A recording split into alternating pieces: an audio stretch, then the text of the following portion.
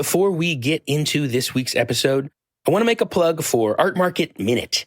This is ArtNet News' new micro-podcast hosted by Margaret Kerrigan, who's the site's news editor Europe. It offers a weekly snapshot of essential art market news, expertly compiled by the ArtNet Pro editorial team.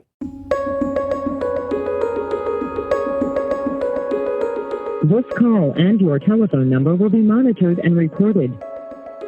Instead of just wasting time and find purpose and find a way where I can serve society. Because sitting in a cell costing society $80,000 a year is not paying my debt. I need to be productive. I need to do something positive. Hi, I'm Andrew Goldstein, and this is The Art Angle, a podcast from ArtNet News where the art world meets the real world, bringing each week's biggest story down to earth. This week, as we enter the new year to face yet another unprecedented crisis in our nation's capital, it's clear that the horrors of 2020 have spilled over into 2021 like some kind of toxic sludge. However, there is light at the end of the tunnel, with a new president coming in at the end of the month and with a vaccine being distributed to eradicate the pandemic. One ongoing tragedy, however, that does not have a cure in sight is the scourge of systemic racism in this country. Last year, much of the focus in this area was on police violence, with protests sweeping the United States to decry the shooting deaths of black men and women at the hands of officers. Now, however, some attention is shifting to the injustices on the other end of the criminal justice system, mass incarceration. A new exhibition at the Museum of the African Diaspora in San Francisco is currently addressing the subject in a uniquely powerful way. Called Meet Us Quickly, Painting for Justice from Prison, it includes artworks made by incarcerated artists, and it was organized by an incarcerated curator, Rasan New York Thomas, who is currently serving 55 to life at San Quentin State Prison for second-degree murder. The exhibition is digital only to spare viewers risk from the pandemic, but San Quentin took no such precautions when it comes to inmates like Rasan, who came down with the coronavirus in July after the prison system transferred several infected people to the facility, which, as a 170-year-old prison crammed to 117% capacity, soon became engulfed by the virus. Now, a half year later, Rasan is healthy and the exhibition has become a big success. To discuss the concept behind Meet Us Quickly and talk about how art intersects with the struggle for police reform, I'm pleased to have Rasan on The Art Angle today. Thanks very much for coming on The Art Angle, Rasan. Thank you for having me. I really appreciate it. So tell me, where are you calling from right now? I am calling from a collect call phone booth at San Quentin State Prison on the first tier of North Block. I'm in a phone booth, and about 20 feet from me is cell number 1 North 12, and there's just a row of cells on both sides of it. Looking up, there's 5 tiers of cells altogether. Behind me is the sealed podium, and about 3 feet from me, there's a yellow line that says out of bounds. And I'm on phone number 1, and so when I look in front of me, I see through the glass. The glass, they're dirty, though. But I can see the other guys on the first 5 phones that are near me. Wow. How many of them do you think are on podcasts right now? None. I'm definitely the only one. I'm confident to say I'm definitely the only one talking on a podcast right now. So you have curated an extraordinary exhibition of work made by incarcerated artists, and I definitely want to talk to you about that. But first, I want to talk about the circumstances of your own incarceration. What sequence of events resulted in your being at San Quentin? That's deep. Basically, I had some character flaws, to make a long story short. I had a rough childhood growing up. I grew up in Brownsville, Brooklyn, New York. I was beat up a lot of fighting, and I started fighting back. But I wasn't trying to be tough. I was fighting for acceptance. I felt like if I was fought good enough, I would be respected. But the last straw for me with the fighting is when my brother got shot, and I ran and left him behind. We were being robbed, and instead of cooperating with the robbery, I tried to fight back because the guy lived 2 blocks away, and I felt like if I let him rob me, I felt up as weak and soft, right? And so I tried to fight him, and I got my brother shot in both legs, and he ran. That put me on the path of carrying guns, and fast forward to 2000, I was the type of person that carried a gun, not only for self-defense, but to defend my identity. Mm-hmm. Because at that point, I became known as somebody that you just don't mess with. I won't mess with you, but if you mess with me, it's a bad decision, right? And so I carried that gun around to defend that at all costs. And some things happened between me and two men who were also armed, and I ended up killing one of them, unfortunately, and seriously injured the other, and it's something I regret to this day. Wow.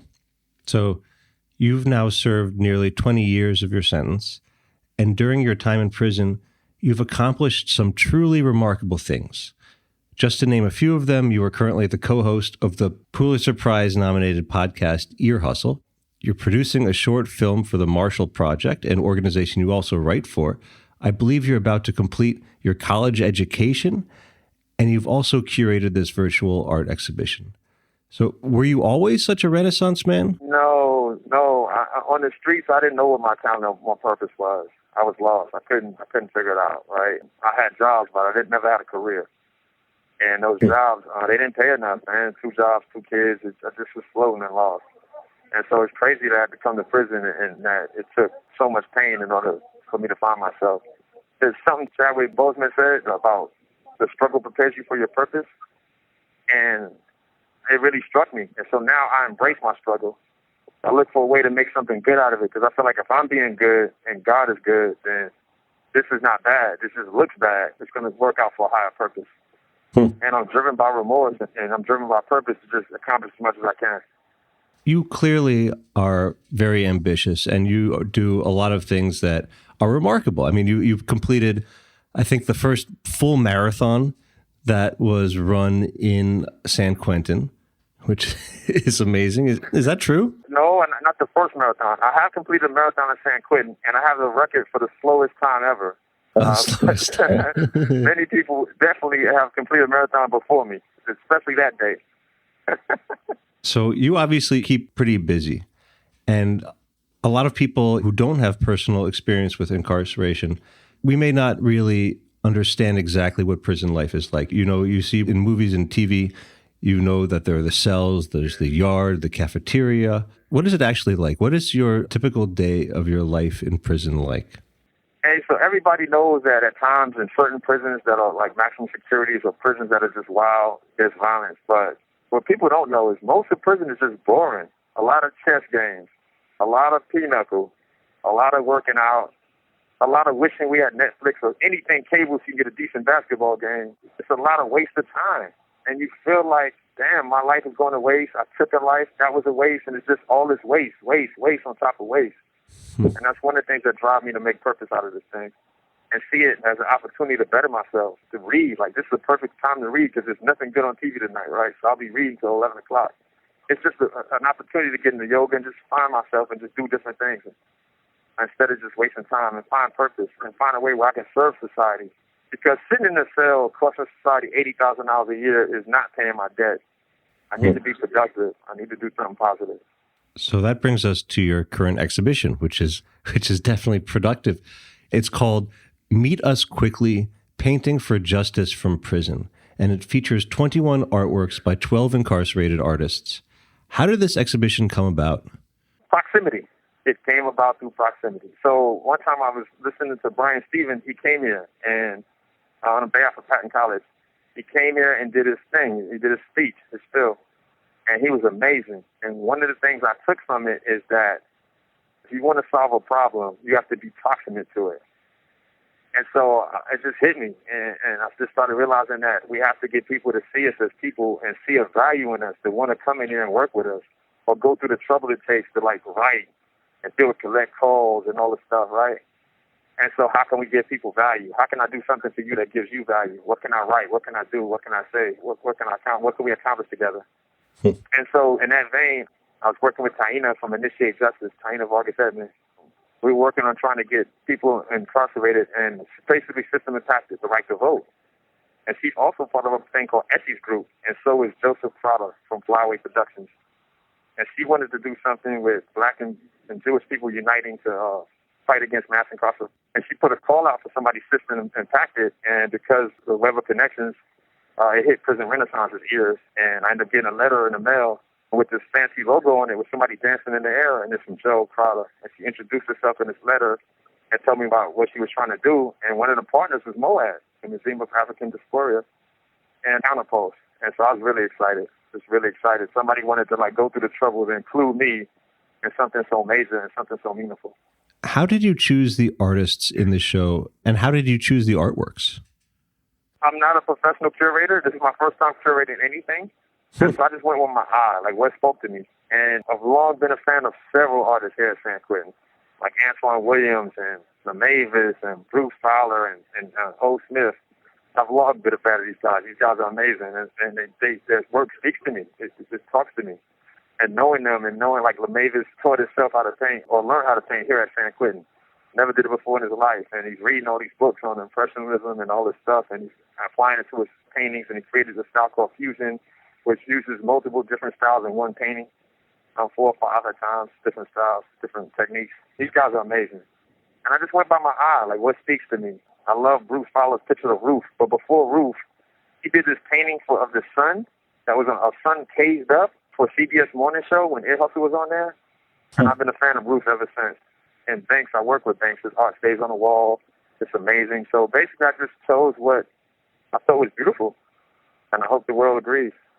So you mentioned Bruce Fowler's painting of the late Supreme Court Justice Ruth Bader Ginsburg. And in his artist statement, Fowler calls himself the RBG's, quote, most unlikely admirer.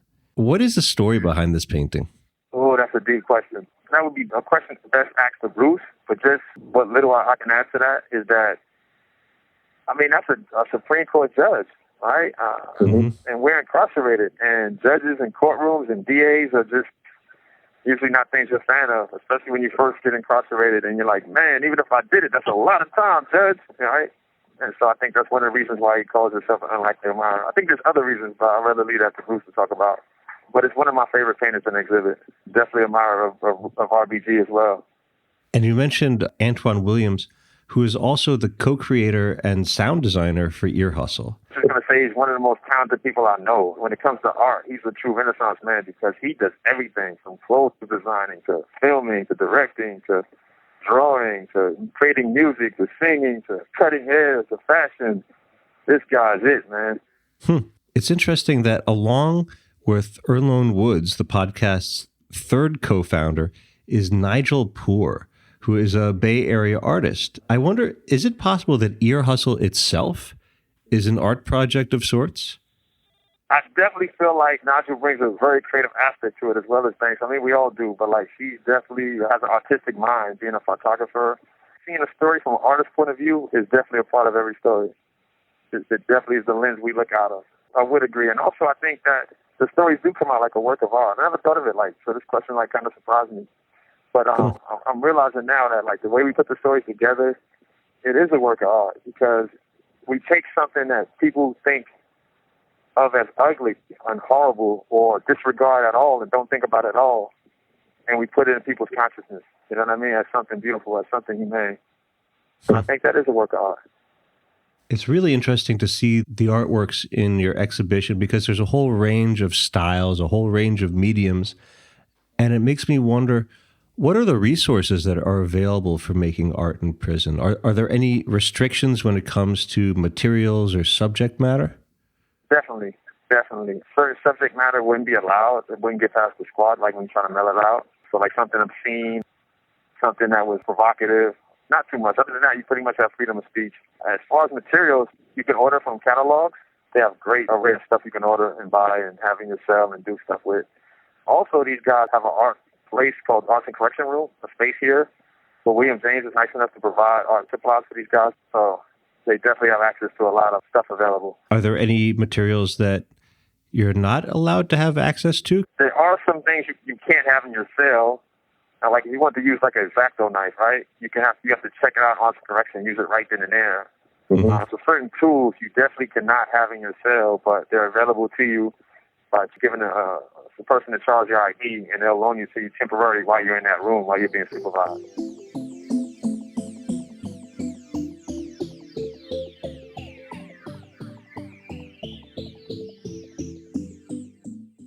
You've written about the empathy-building power of art, the way that art can help people have a greater empathic response towards a subject. Can you talk a little bit about the link between art and empathy and why that matters, especially when it comes to art by prisoners? Yeah, it matters for a lot of reasons. Well, first of all, they say the eyes are the window to the soul, right? What an artist does, he paints his soul on that canvas. You know, he takes what he sees and gives it to the world. And when you see that, I think you see the humanity in people. And empathy is very important because I know, like, nobody wants to hear, like, oh, my mom beat me or I grew up in a rough neighborhood, so I had to rob you. Nobody want to hear that crap. And that's understandable because it's not excusable. We have to be accountable no matter how rough our lives were. We must never give away our power to make the right choice. And that's 100% true. But the other truth is that most crime doesn't happen because people are evil. Most crime happens because people are traumatized, because people are poor and are isolated and lack opportunities. And so if we're not empathetic to the reasons why crime happens, then we'll continue to have a flawed system that seeks to punish crime after it happens. You know? You punish crime after it happens, somebody's dead, somebody else goes to jail, 2 lives are wasted. But if you're empathetic to the root causes of crime and you address them, you know what I mean? You stop crime before it ever happens because you address the root causes of it, and nobody ever gets hurt, you know? And that's the kind of system I would like to see.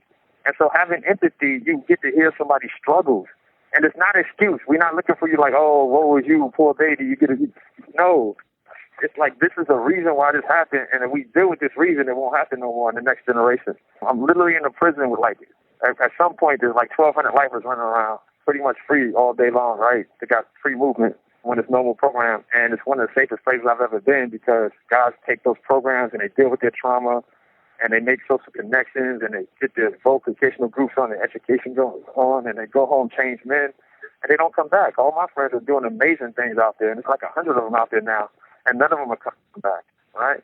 And so when we address these root causes, crime doesn't happen. That's a very noble goal for the show, to raise this spirit of empathy when it comes to the incarcerated. There's also a more practical aim the show seems to have, which is that the artworks are going to be auctioned off at the end of the exhibition. So what do you hope to achieve with the auction? The auction actually just closed. I hope to achieve that, number one, that people see the value of incarcerated art. And we did decent. 5 or 6 of the paintings sold, so some didn't sell. Maybe the opening bid was too high, but I felt it was important that we have opening bids that respect the value of the artist's work.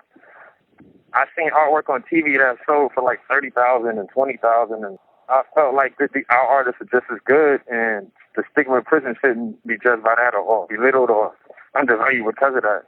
And so I hope to get past the stigma of incarceration and have guys seen not as incarcerated artists, but just as artists. I'm curious, is there any market for artworks within prison, as in buying and selling artworks among themselves?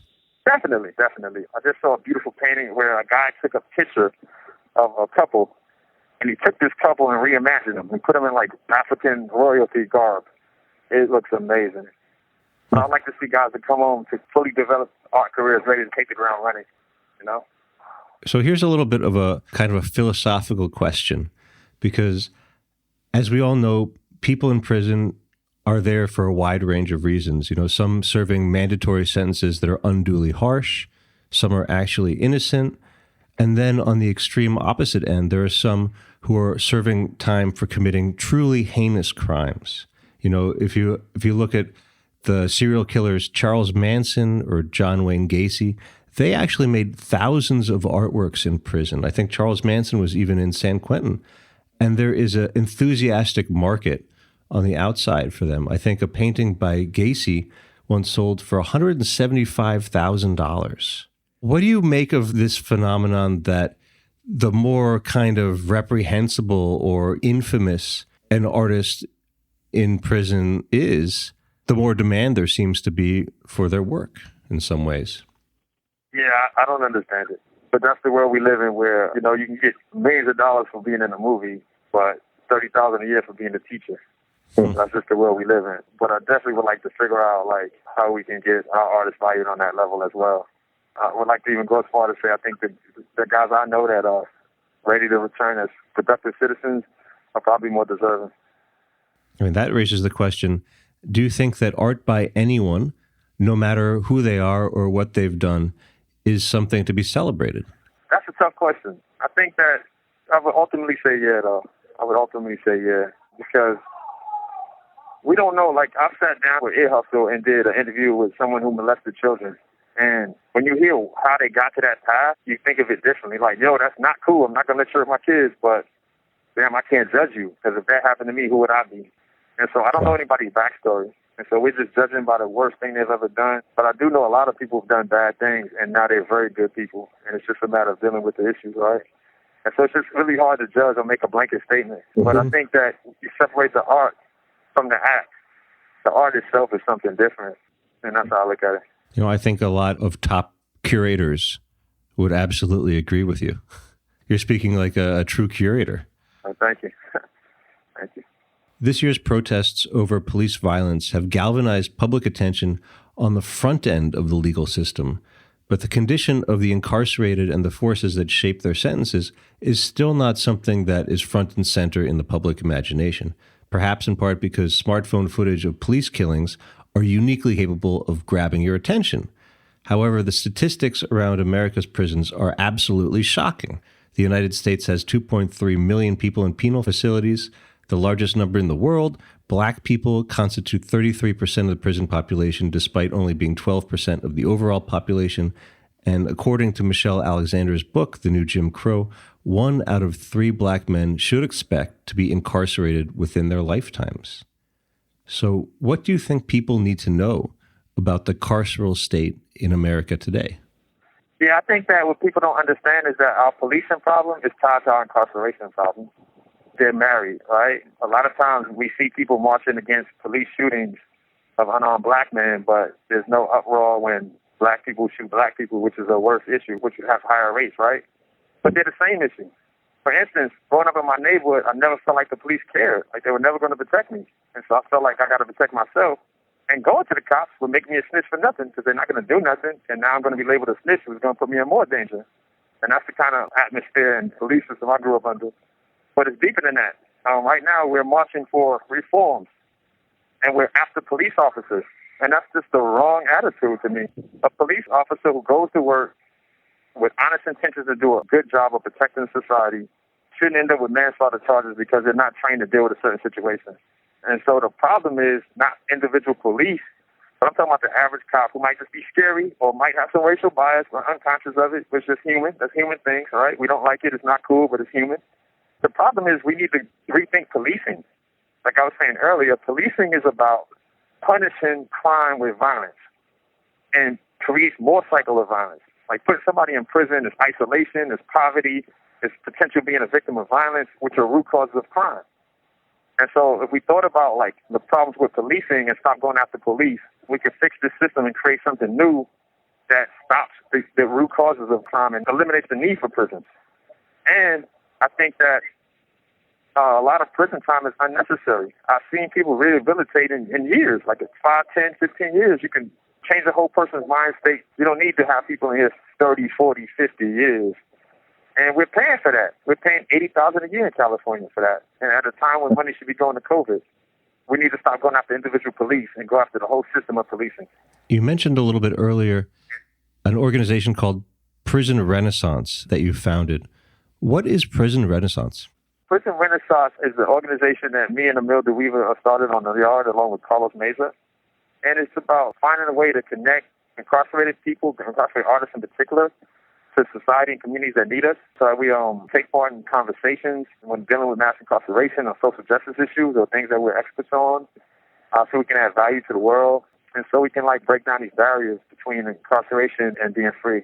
You said the phrase, connect incarcerated people to the communities that need them, and that's a quote from the mission statement. And it's an interesting phrase because typically you think of inmates as being the ones who are in need, rather than the free communities that are outside the prison walls. I read a story in the New York Times about a brother from Queensbridge who was formerly incarcerated.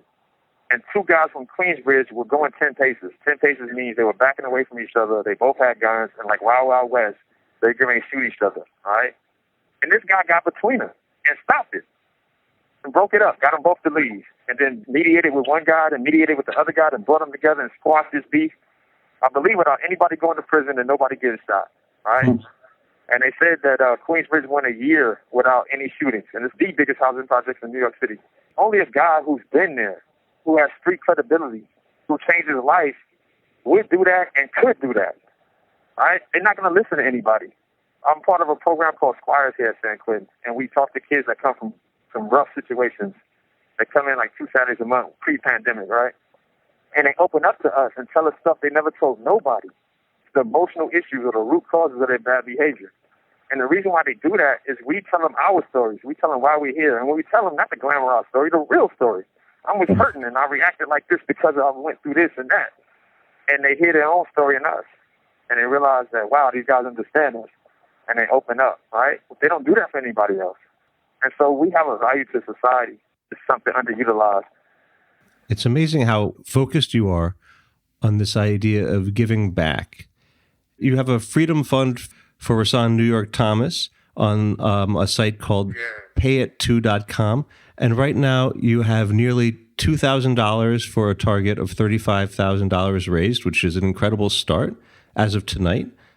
And what is your personal path forward? How are you positioning yourself to be able to go out in the world and give back to the community? I plan to do that on both a macro level and a micro level. And so when I say a macro level, I mean using multimedia, using podcasts, using film, documentaries, writing books and stories that address social justice issues, right, in creative ways, right? Because I feel like, everybody's not going to read a book.